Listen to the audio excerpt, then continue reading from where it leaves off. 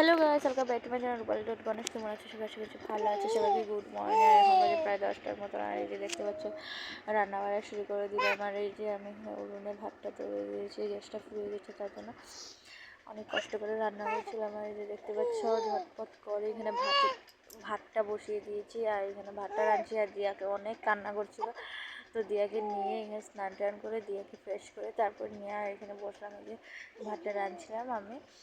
তো আস্তে আস্তে করে তো আমি এখানে ভাতগুলো রান্না ওইখানে বসিয়ে দিয়ে এসে তো এখানে এক হাত দিয়ে দিয়াকে তুলে নিয়ে আলু কাটছিলাম, সবজি মানে যা যা লাগে। তো রান্নাবো আমি চিকেন। আর এই যে মাংসগুলো ভালো করে ধুয়ে নিয়েছি। আর এখানে ভালো করে আলুগুলো কেটে নিচ্ছি, ধুতে লাগবে।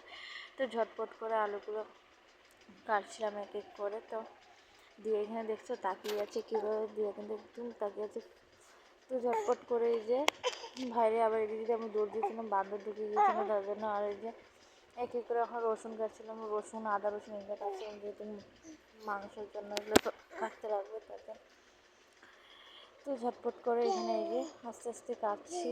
আর দিয়া একদম ঘুমিয়ে যাচ্ছে, তো দিয়ার কিন্তু ঘুম পেয়েছে, তো দিয়া কিন্তু ফুল থেকে মানে রাখা যাচ্ছে না, কান্না করে। তো ঝটপট করে এখানে আর কি কাটছি। তো একটা রসুন কাটছি এক এক করে। এখানে যে দেখতে পাচ্ছি আমি সবজিগুলো কাটছি, তো রসুন আদা এগুলো কাটতে কাটতে অনেকটা সময় কেটে যায়। আর দিয়া কিন্তু একদমই ঘুমিয়ে যাচ্ছে, কিন্তু আবার সজাগ হয়ে যাচ্ছে, তো এরকমই করছিল। তো আমার প্রায় সবজি টবজি কাটার পর এখানে চলে আসলাম পেঁয়াজ কাটতে। এক এক করে পেঁয়াজগুলো কেটে নিচ্ছি, সব কিছু এক হাতেই কাটছি আর এক হাতে দিয়ে এখানে আমার চুলগুলো ছিটিয়ে দিচ্ছে।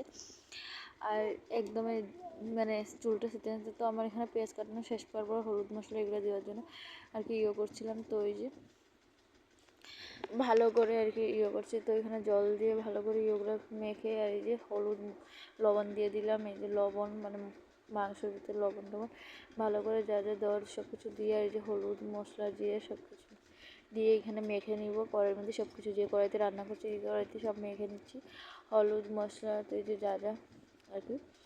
তো দিয়ে এখানে ভাবলাম যে তেলটা দিয়ে দিই, তেলটা এখানে ভালো করে এই যে ঢেলে নিলাম, এটার মধ্যে মেখে নেব। তো এই যে তো তেল দিয়ে ভালো করে এখানে এই যে আদা রসুনটা আর কি ছেঁচবো ভালো করে। এই যে দেখতে পাচ্ছ আদা রসুন ছেঁচে তারপরে একবারে করবো। তো ভালো করে এই যে আদা রসুনটা ছেঁচছিলাম। তো ছেঁচটা হওয়ার পর এই যে চলে আসলাম মাখাতে। এই যে মাখাচ্ছি ভালো করে হাত দিয়ে, মাখাই একদম পুরো একদম মানে করলাম, বসিয়ে দিলাম চুলাতে। ভালো করে চুলাতে আগুন দিয়ে বসিয়ে দিলাম। আর দিয়াকে ওদিকে করলাম, বসিয়ে রেখেছি। তো বসাই এই যে ভালো করে করে তো এখানে আগুন দিয়ে ভালো করে চিকেনটা একটু লাড়াড়া করে তারপরে ঢেকে দিয়ে দিলাম। তো ঢেকে দিয়ে এই যে ভাবতে পারছো এই যে এখানে করছি। তো ভাবলাম যে ঝটপট করে তরকারিটা রান্না, কিন্তু অনেকটা তাড়াতাড়ি হচ্ছে। ভাবছিলাম যে তাড়াতাড়ি হবে না, তো কিন্তু তাড়াতাড়ি একটা হচ্ছে, কিন্তু একটু ধুমা দিয়ে দিলাম। তো ভালো করে তরকারিটা মোটামুটি হয়ে যাচ্ছে। আর যা পারছি তার যেমনি করছি, এরকম করে রান্না করছি দুদিন থেকে আমি। যে একটু হাসিও দিতে পারে, এটা হাসি হচ্ছিল, ক্যামেরা করছিলাম না। তো প্রায় রান্না আমার শেষ, প্রায় অল্প সব কিছু আর ভিডিও করা গেছে না।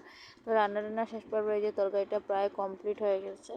দেখতে পাচ্ছ আজকে আমার তরকারি প্রায় কমপ্লিট। রান্না বান্না ভিডিওটা ভালো লাগলে লাইক শেয়ার অবশ্যই করে পাশে